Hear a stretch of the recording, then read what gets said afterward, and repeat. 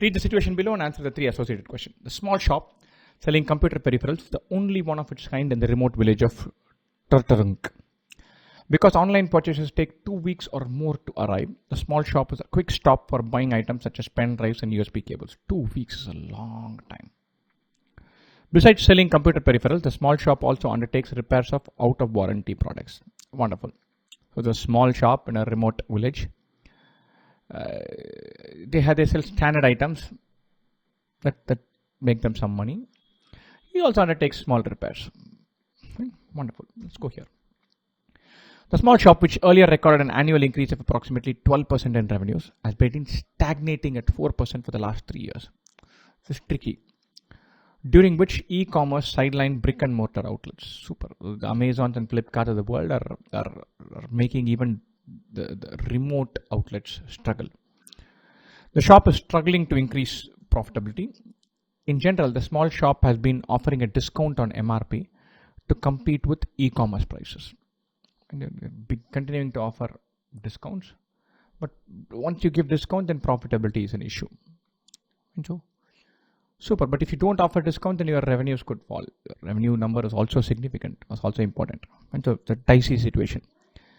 Which of the following is the best reason for the small shop not to reduce the current discount offered to the customers? Even though e-commerce offers a greater range of choices, villagers prefer buying readily available products from the small shop. Yeah, this is crucial. They come here, they buy, they have a regular clientele.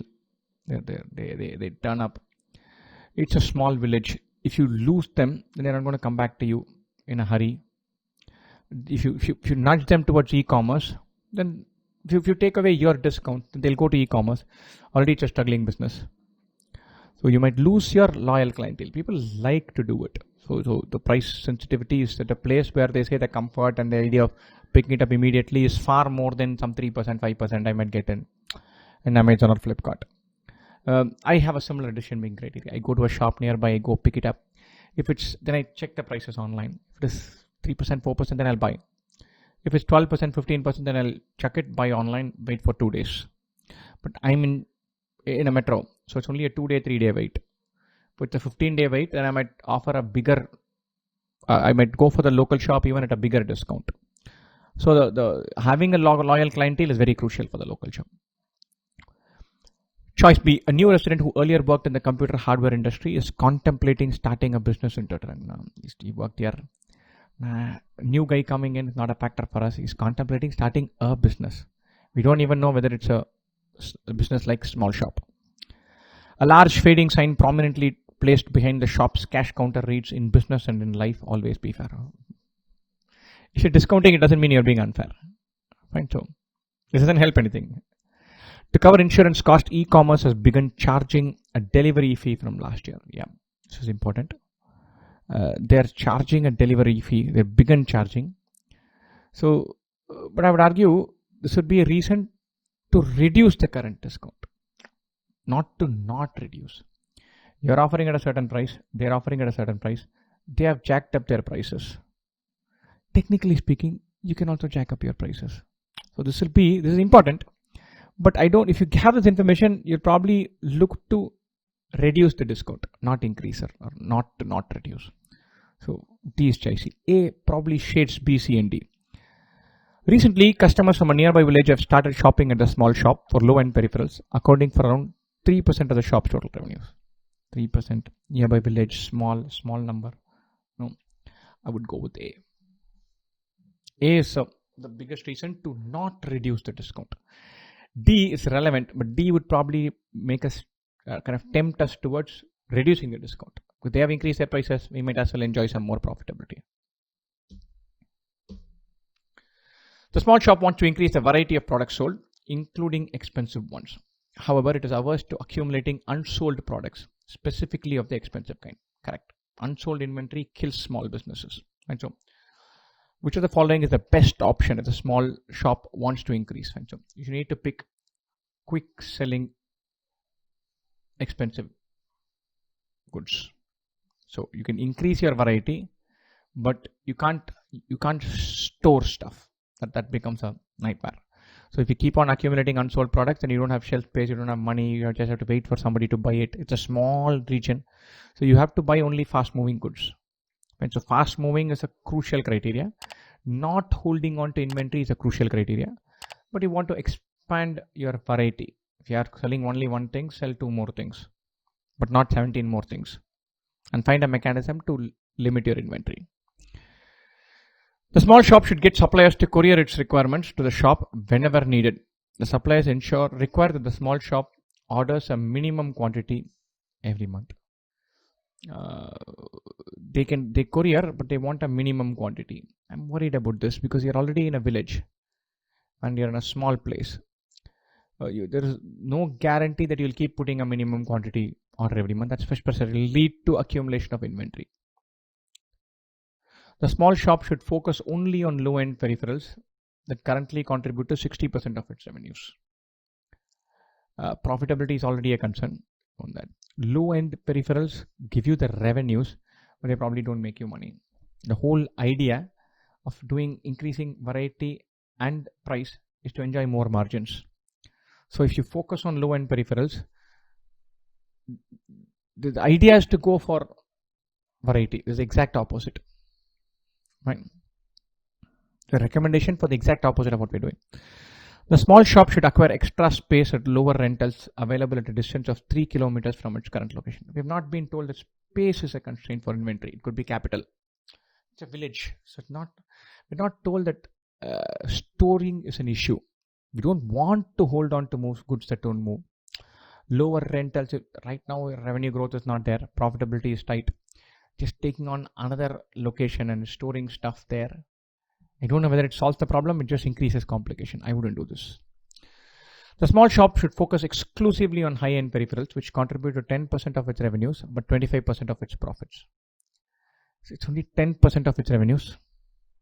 It might be 25% of the profits. You cannot focus exclusively on 1/4 of profit and 1/10 of this. You want some variety. You want to have, but your bread and butter needs to be there. Only then your clientele will come. So guy comes to buy pen drive, you tell him this one is interesting. Why don't you buy this fancier CD as well? Maybe they will. So they come to buy the regular stuff. They might look around and pick up one more thing, but you can't focus exclusively on high-end peripherals in a village.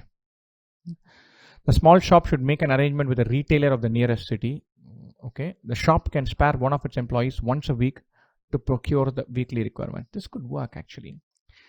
Retailer in the nearest city, go once a week, pick up inventory, come back here. So this guy probably holds a wider range of inventory, so you can increase your variety.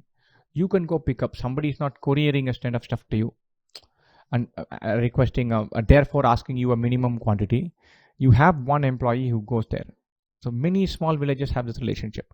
Once a week they go there, buy a bunch of stuff on credit, come back.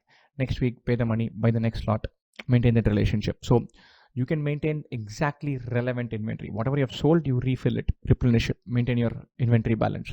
Increase the variety slowly based on your customer demand and what they want. Go weekly so that you don't pile on inventory. So the more I think about it, the more I am happier with choice E. An emerging brand offers a franchise to the small shop for repairing its products on a condition that other brands are not to be repaired. Repairs currently account for 15% of its revenues. Nice. 15% of its revenues is repairs.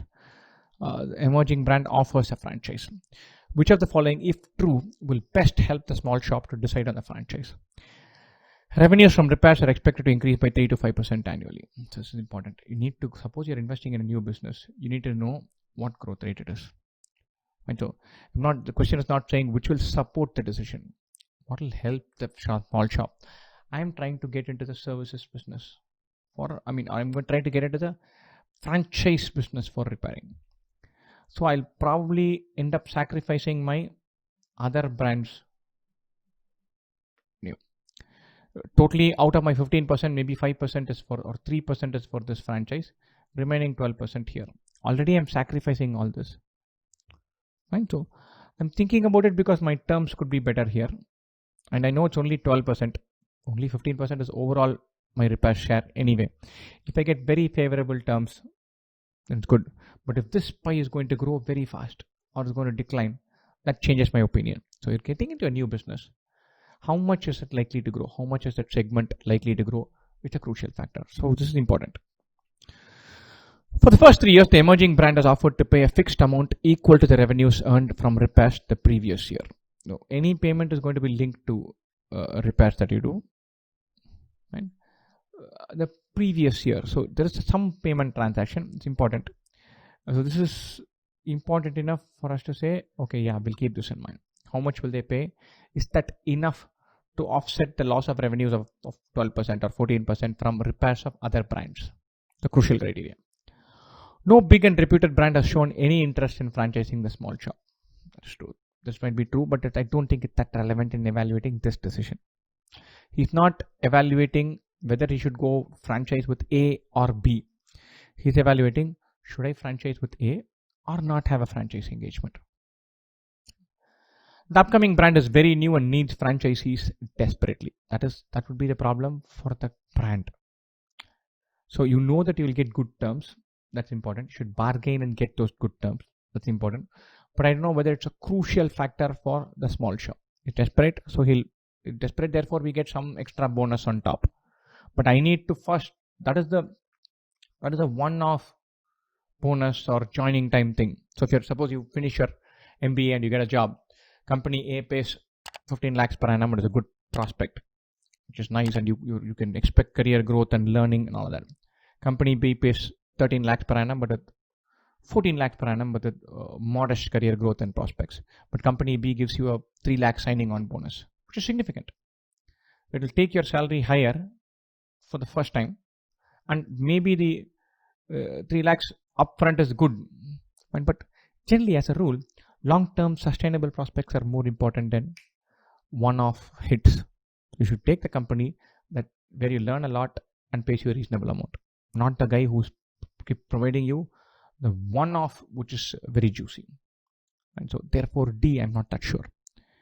E, the small shop will have to send 2 of its employees for a 3-month training if it wishes to be a franchisee. The emerging brand will bear the training cost. These are terms of the transaction. You send them, they learn, they come back, they've learned, they're good, they're useful. So this is interesting, but I don't think this changes the decision. And so the segment and its growth rate and the amount of money you make, those 2 are important. Here it says pay a fixed amount. We don't know what that amount is. Is it enough to offset? It's not enough information about choice B. Therefore, I would go for choice A because this number is given. My gut feel is revenues from repairs expect to grow by 3 to 5%. That means they're broadly moving in line with the revenue growth rate overall. So it's not a declining sub-segment, nor is it a growing sub-segment. So, but knowing that it's going to grow at 3 to 5% annually, that is crucial because that number gives you a direction very clearly. That would appeal to me. So choice A, but it shades it. Very dicey question. And so I'm not very happy with any of the choices. If I have to do it, I'll pick choice A.